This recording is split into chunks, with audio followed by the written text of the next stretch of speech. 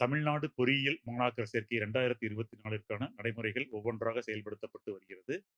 அதன் தொடர்ச்சியாக மாணவ மாணவிகள் சாய்ஸ் ஃபில்லிங் என்ற அடுத்த கட்ட நிகழ்வில் பங்கேற்று தங்களுக்கு விருப்பமான கல்லூரிகள் மற்றும் பாடப்பிரிவுகளை தங்களுக்கு விருப்பமான வரிசையின்படி பிரிஃபரன்ஷியல் ஆர்டரில் பதிவு செய்ய வேண்டும்.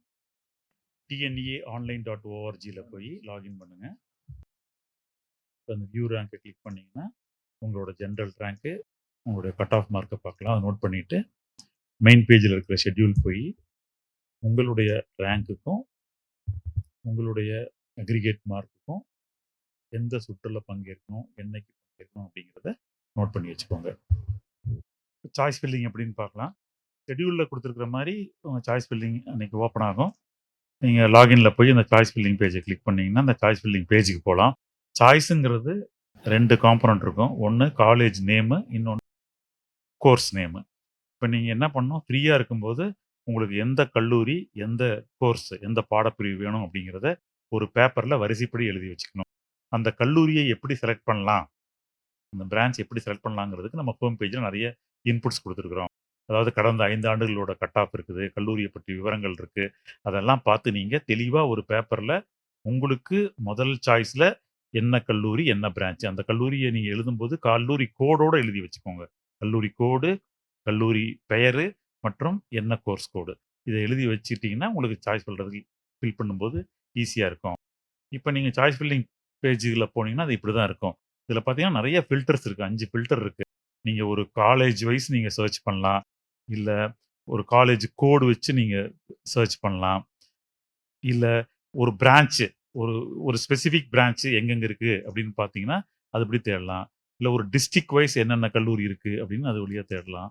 இல்லை category wise government college, government aided, university departments, self financing அந்த மாதிரி தேடலாம் நீங்கள். இப்போ ஃபார் எக்ஸாம்பிள் இப்போ நான் ஒரு கவர்மெண்ட் காலேஜில் போகிறேன். Government college of engineering Bargur.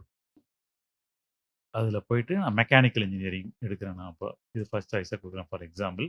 அடுத்தது ஒரு மறுபடியும் கவர்மெண்ட் காலேஜ் ஆஃப் இன்ஜினியரிங் போகிறேன். அதில் வந்து பார்த்தீங்கன்னா தருமபுரி போகிறேன். அதுலேயும் மெக்கானிக்கல் இன்ஜினியரிங் போடுறேன் சாய்ஸாக.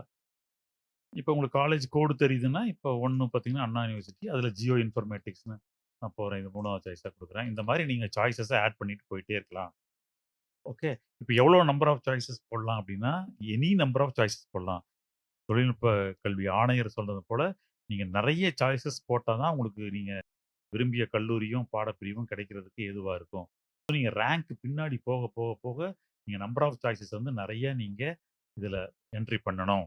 இப்ப நீங்க இந்த மாரி உங்களுடைய கட் ஆஃப்க்கு தகுந்த மாரி நீங்க உங்களுடைய சாய்ஸஸ் என்டர் பண்ணிட்டு, இப்ப நீங்க இந்த ரீஆர்டர் மை சாய்ஸஸ்ன்னு இருக்கு பாருங்க. அதுல போனீங்கன்னா, இப்ப நீங்க போட்ட இப்ப உதாரணத்துக்காக நம்ம 3 போட்டோம். இப்ப இதுல வந்து நீங்க பார்த்தீங்கன்னா, ரீஆர்டர் பண்ணிக்கலாம். இப்போ சப்போஸ் அண்ணா யூனிவர்சிட்டி ஜியோ இன்ஃபர்மேட்டிக்ஸ் தான் ஃபர்ஸ்ட் சாய்ஸ் வேணும்னா, அத அப்படியே மேல டிராக் பண்ணி விட்டுக்கலாம். அதே மாரி இப்ப மறுபடியும் அ இன்னொரு காலேஜ் ஆட் பண்றேன். ஆட் மோர் சாய்ஸஸ்ன்னு போயிட்டு, government college of engineering Salem போறேன். அதுல மெக்கானிக்கல் இன்ஜினியரிங் சூஸ் பண்றேன்.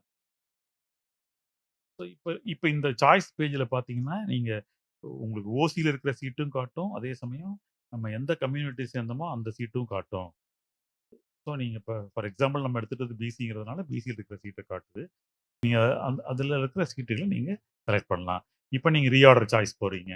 இப்ப போயிட்டு நீங்க பாருங்க மறுபடியும் இப்ப நான் government college of engineering Karuppur 1க்கு நான் கொண்டுட்டு போணும்னா, நான் அப்படியே டிராக் பண்ணிக்கலாம்.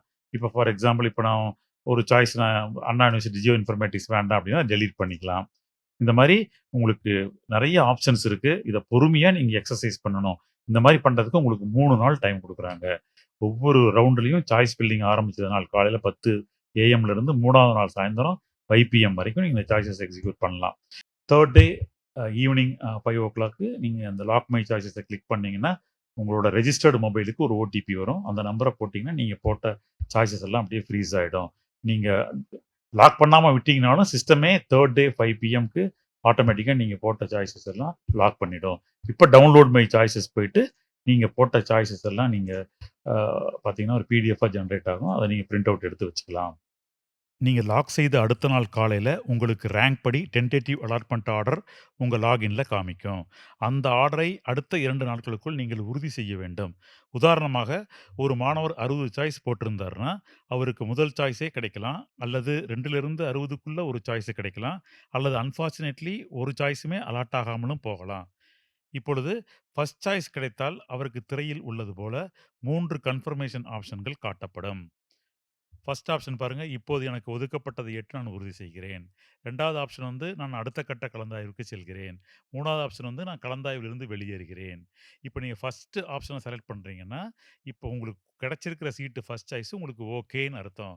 அத கிளிக் பண்ணி நீங்க சப்மிட் பட்டன குடுத்துட்டீங்கன்னா, உங்களுக்கு அடுத்த 2 நாள் கழிச்சு உங்களுக்கு ஒரு புரோவிஷனல் அலாட்மெண்ட் ஆர்டர் ஜெனரேட் ஆகி உங்க லாகின்ல அவைலபிளா இருக்கும். 60 சாய்ஸ் போட்டதுல உதாரணத்துக்கு 6வது சாய்ஸ் கிடைச்சதுன்னா, இப்ப திரையில உள்ளதுபடி 5 கன்ஃபர்மேஷன்ஸ் ஆப்ஷன்ஸ் காட்டும்.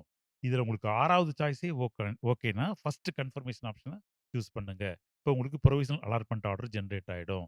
அப்படி இல்லாம, இப்ப 6வது சாய்ஸ நீங்க உறுதி பண்ணிக்கிட்டு, அதுக்கு மேல முன்னேற வாய்ப்பு இருந்தா, என்னைய கன்சிடர் பண்ணுங்க அப்படின்னு சொல்றீங்க அப்படின்னா, 2வது கன்ஃபர்மேஷன் ஆப்ஷன சூஸ் பண்ணுங்க.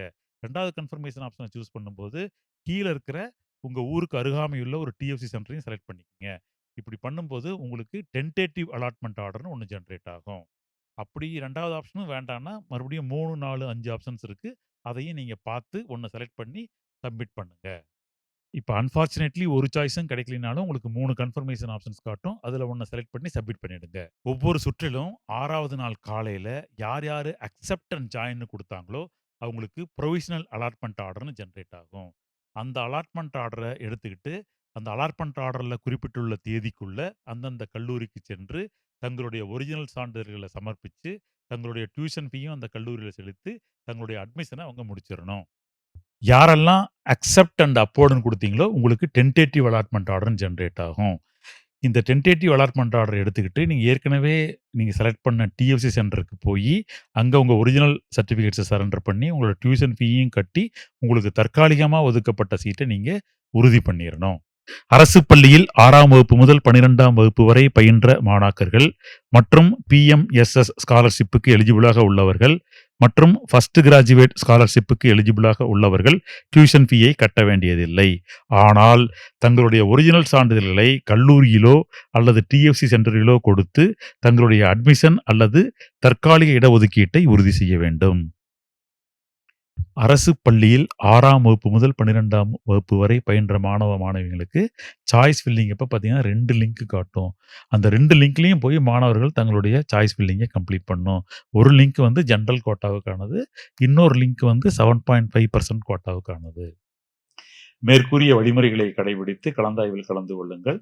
உங்கள் அனைவருக்கும் உங்களுக்கு விருப்பமான கல்லூரியும், பாடப்பிரிவும் கிடைக்க எனது வாழ்த்துக்கள். நன்றி, வணக்கம்.